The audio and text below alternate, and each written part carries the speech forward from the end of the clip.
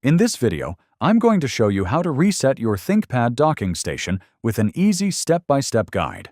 Resetting your dock can fix connection issues and get your devices working smoothly again. First, unplug the docking station from the power source. Also, disconnect any devices connected to the dock, including your laptop and peripherals. Next, press and hold the power button on the docking station, if it has one, for about 10 to 15 seconds to discharge any residual power. If your dock doesn't have a power button, just skip this step. Wait for about a minute to let the dock fully reset. Now, reconnect the docking station to the power source and plug in your laptop and other devices. Turn on your laptop and check if the dock is recognized and working properly. If the dock still isn't working correctly, try restarting your laptop and updating the dock's firmware or drivers from Lenovo's official website.